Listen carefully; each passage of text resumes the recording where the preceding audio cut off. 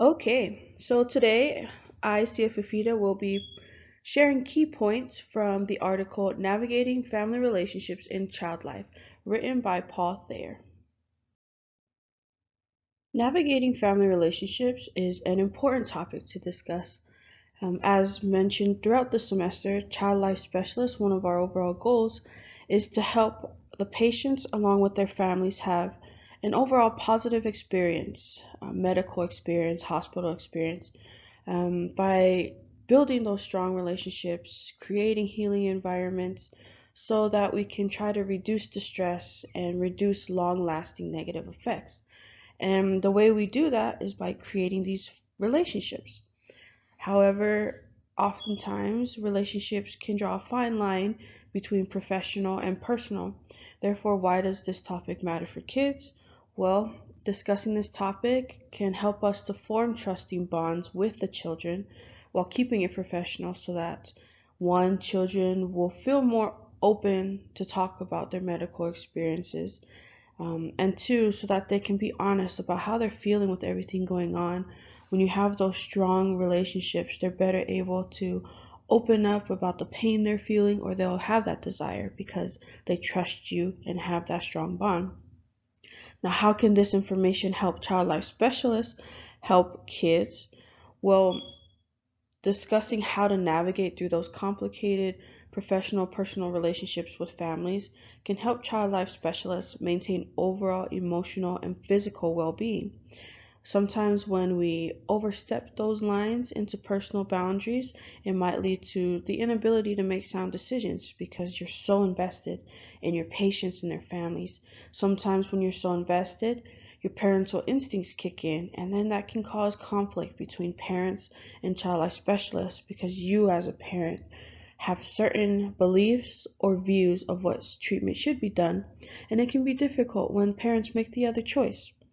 And also, again, the main thing is when you learn to navigate through complicated personal professional boundaries with your patients and families, you'll be able to better avoid emotional exhaustion that eventually leads to physical exhaustion and overall burnout. And so, for those reasons, this is a great topic to discuss.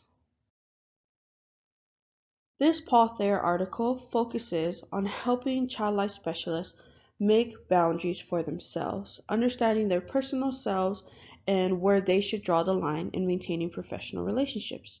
And three questions focus throughout the article. One, how do we define appropriate relationships? Two, how do we respond to the relationship issues that often occur? And we'll go into detail on those often occurring issues.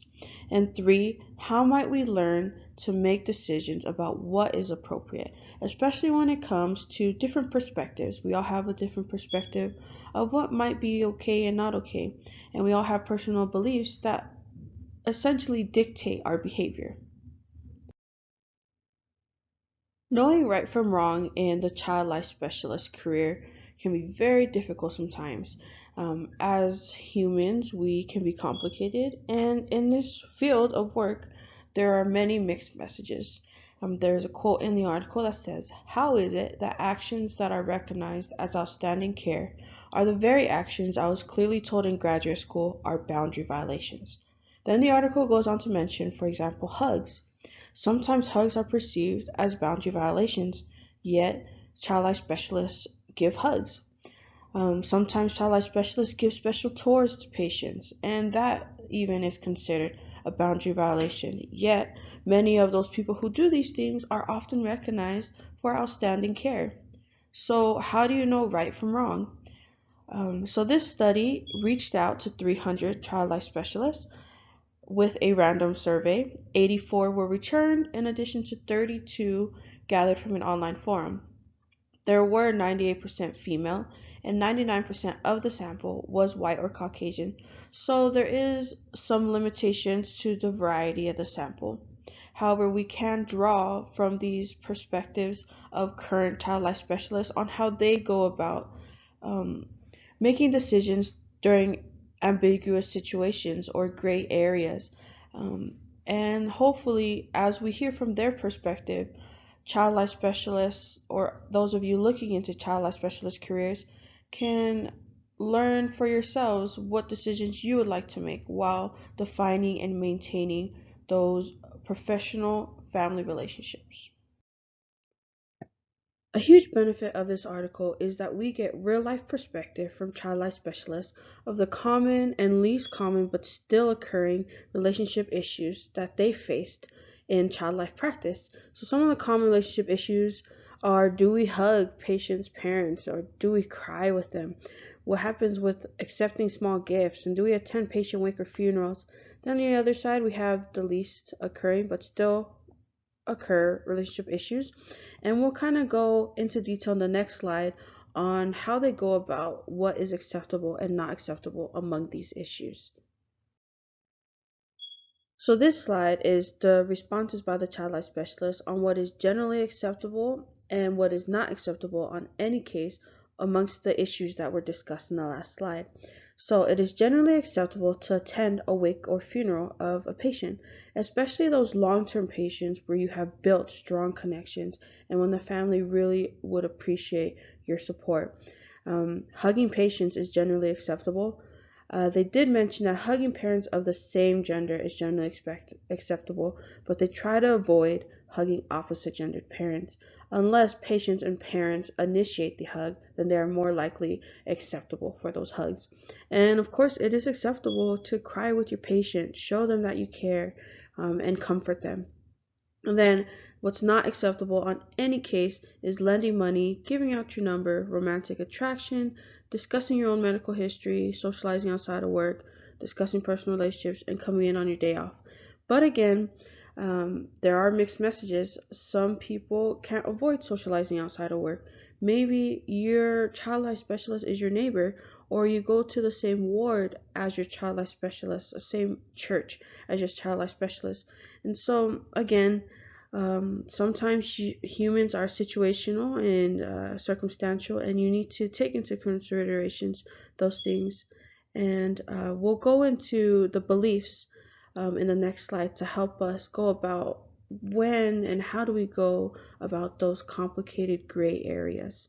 But the article did mention the best thing you can do is to discuss with colleagues and supervisors on appropriate responses before issues arise, therefore training on these issues that may occur, and then trying to come up with appropriate responses so that you're better prepared when the situation comes up. An important aspect brought up by the article is the beliefs about professional relationships with patients and families. As mentioned, we all come from different backgrounds as humans. We have different perspectives, different beliefs on what is right and wrong. Common survey responses is: I have considered doing this, but chose not to because of what others might think of me.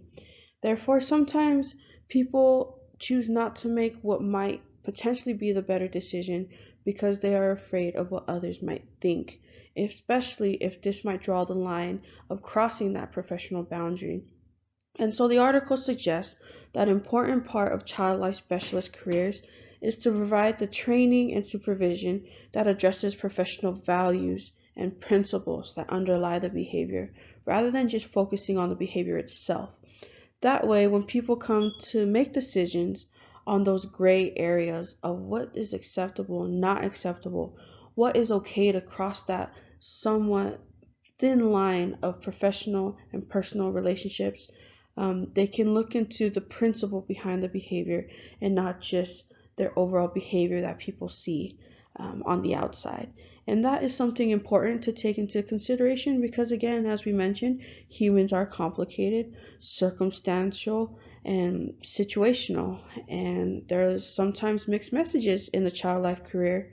So when you understand the principles that guide and dictate behaviors, you're better able to make the right choice and the best choice possible.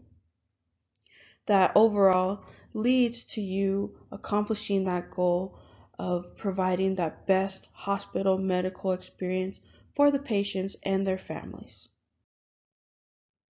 Yeah, so the article actually mentions how we might learn to make decisions about what is appropriate, and that recommendation is that we anticipate potential comments or questions that might arise by patients and families.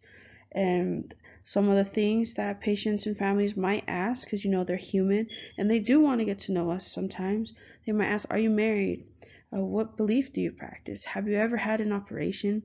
Sometimes even they will come with gifts and say, please take this as a token, as our appreciation, because child life specialists do have a huge impact on kids and their families, and they often want to show that gratitude through gifts. And so the article mentions that you should anticipate questions like this, similar questions, kind of like a job interview. When we think of our potential job interview questions and we try to formulate possible responses that can go with as many of those anticipated questions as possible, the same thing applies here in the child life practice. You anticipate similar questions, imagine and practice appropriate and thoughtful responses, and the more that you prepare yourself mentally for this, the more comfortable you will feel when these potential issues arise, and you'll be able to better handle the situation because you have prepared yourself and you're not caught off guard and your mind's not boggling in nervousness about making the wrong decision. So I think that's a great key advice given by the article, is just to prepare yourself. Um, In addition to practicing, the article also mentions 3 other suggestions, but I'll just focus on these 2 for this presentation. The first is to develop personal constructs, and the second is to focus on discussions that focus on the fact that it is more than avoiding getting in trouble.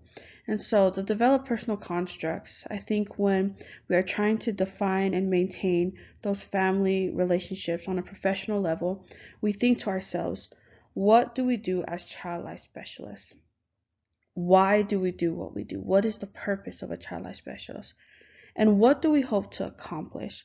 So I think when it comes to those fine line situations of crossing personal or professional lines, when we think of this and we think that whatever decision I'm going to make, is it going to help me accomplish my overall goal as a child life specialist to help build that strong relationship with children while maintaining professional relationships? Will it help to bring anxiety down and increase an overall positive hospital experience? When you keep that in mind, you're better able to know when and what is appropriate. Now, discussing that it is more than avoiding getting in trouble. When you focus on the rules of right and wrong, again, it leads back to those beliefs and looking at the belief and the principle behind the behavior. So when you focus on, I don't want to act this way because I'm afraid to get in trouble. When you shift your perspective and think, I am acting this way for a purpose and for a reason, and that is to accomplish my overall goal, and it goes back to developing that personal construct. When you put these 2 things together, you're better able to make the right choice. Again, I put this caution, slippery slopes ahead because, again, in the beginning, there are mixed messages. There is often no right or wrong answer. There can be circumstances where you might have to do something that you didn't think was appropriate. And sometimes you just need to listen to the spirit of the law over the letter of the law and just hope for the best. And now by the end of this, you're probably wondering, well, that didn't do much good. That didn't help me much. I feel like I'm back at the beginning. Like, what do I do in these situations? Honestly, at the end of the day, the more you learn about your purpose as a child life specialist, and the more you realize why you personally do what you do and make the choices of what you make, I think that's the best thing you can do to help prepare you for ambiguous situations that might arise. And at the end of the day, you make your best judgment, you go for it. If you make a mistake, you learn for the future. And that's basically what this article discussed. Again, make your best judgment, go for it, learn for the future, and with more practice and more experience, maybe you'll become more comfortable in knowing where you personally can define and maintain relationships so that you can create the best healing environment and feeling of team between patient, parents, and family.